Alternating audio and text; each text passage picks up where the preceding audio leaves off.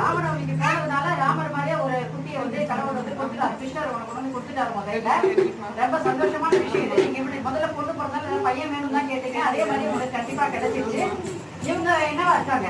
டாக்டரா இருக்காங்க. இவங்க எல்லா விஷயத்தையும் படிப்புல வந்து ஒரு சீட்டு கிடைக்கணும்னு வேண்டினா அதுவும் கல்யாணம் நடக்கணும்னு நினைச்சா அதுவும் நடந்தது. அப்புறம் பசங்க நம்ம சீட்டு முதல்ல என்ன வேணும்னு நினைச்சீங்க? எம்பிபிஎஸ் அதுக்கு மேல பிஜி பண்ணணும்னு நினைச்சு வேண்டினேன். அதுவும் சீட்டு கிடைச்சது கரெக்டா. அப்புறம் மேரேஜ் நடக்கணும்னு நினைச்சேன். அதுவும் நல்லபடியா நடந்தது. அவங்க ஹஸ்பண்ட் என்ன பண்ணாங்க? ஹஸ்பண்ட் டாக்டரா இருக்காரு.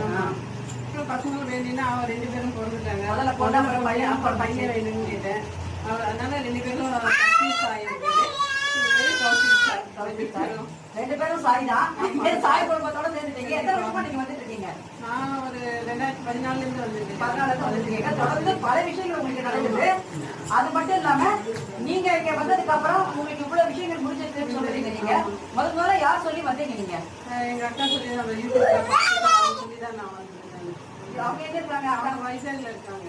நீங்க எங்க இருக்கீங்க? நீங்க வில்லி பக்கத்துல இருந்தாங்க. பக்கத்துல இருந்தா எனக்கு தெரியல. இது அக்கா யூடியூப்ல பார்த்துட்டு பக்கம் தானே எடுத்து பார்த்துக்கிறோம் அப்படின்னு சொன்னாங்க. அவங்க சொல்லிதான் சொல்லி வந்தீங்க. வந்ததுக்கு அப்புறம் உங்களுக்கு இவ்வளவு விஷயங்கள் முடிஞ்சிருச்சு.